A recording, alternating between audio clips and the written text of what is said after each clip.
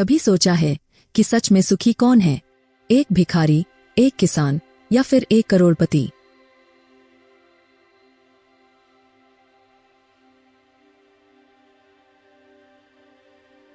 एक भिखारी किसी किसान के घर भीख मांगने गया। किसान की स्त्री घर में थी। उसने चने की रोटी बना रखी थी। तभी उसके सामने किसान खेत से घर आया। उसने अपने बच्चों का मुख चूमा। स्त्री ने उनके हाथ पैर धुलाए। उसके बाद वह रोटी खाने बैठ गया। भिखारी वहां उपस्थित था। किसान की स्त्री ने एक मुट्ठी चना भिखारी को डाल दिया। भिखारी चना लेकर चल दिया। रास्ते में भिखारी सोचने लगा, हमारा भी कोई जीवन है। दिन भर कुत्ते की तरह मांगते फिरते हैं, फिर स्वयं बनाना पड़ता है। इस किसान को देखो, कैसा सुंदर घर है।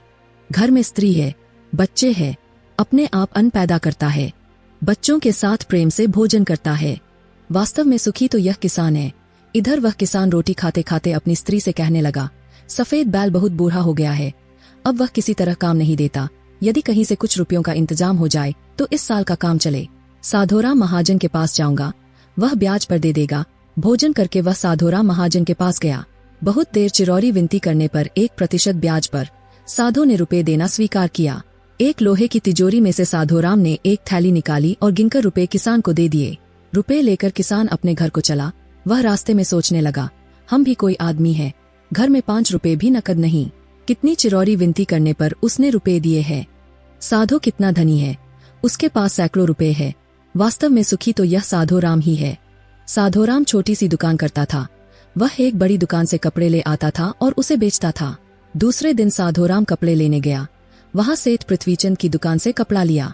वह वहां बैठा ही था कि इतनी देर में कई तार आए। कोई बम्बई का था तो कोई कलकत्ते का।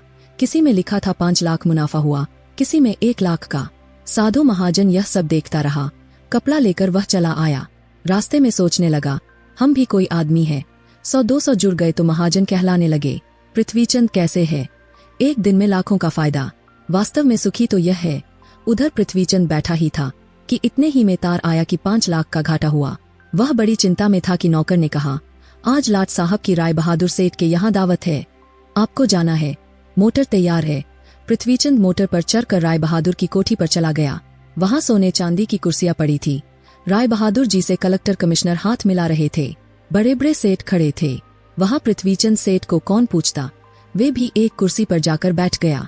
लाट साहब आए, राय बहादुर से हाथ मिलाया, उनके साथ चाय पी और चले गए। पृथ्वीचंद अपनी मोटर में लौट रहे थे। रास्ते में सोचते आते हैं, हम भी कोई सेठ है, 5 लाख के घाटे से ही घबराए। राय बहादुर का कैसा ठाठ है। लाट साहब उनसे हाथ मिलाते हैं। वास्तव में सुखी तो यही है। अब इधर लाट साहब के चले जाने पर राय बहादुर के सिर में दर्द हो गया। बड़े बड़े डॉक्टर आए, एक कमरे में पड़े थे। कई तार घाटे के एक साथ आ गए थे। उनकी भी चिंता थी, कारोबार की भी बात याद आ गई। वे चिंता में पड़े थे। तभी खिड़की से उन्होंने झांक कर नीचे देखा। एक भिखारी हाथ में एक डंडा लिए अपनी मस्ती में जा रहा था। राय बहादुर ने उसे देखा और बोले, वास्तव में तो सुखी यही है। इसे न तो घाटे की चिंता, न मुनाफे की फिक्र। इसे लाट साहब को पार्टी भी नहीं देनी पड़ती। वास्तव में सुखी तो यही है। इस प्रसंग से हमें यह पता चलता है कि हम एक दूसरे को सुखी समझते हैं, पर वास्तव में सुखी कौन है, इसे तो वही जानता है जिसे आंतरिक शांति है, जिसे आंतरिक सुकून है। आप चाहे भिखारी हों या करोड़पति हों, लेकिन आपके मन में जब तक शांति नहीं है, तब तक आपको सुकून नहीं मिल सकता। यही सत्य है।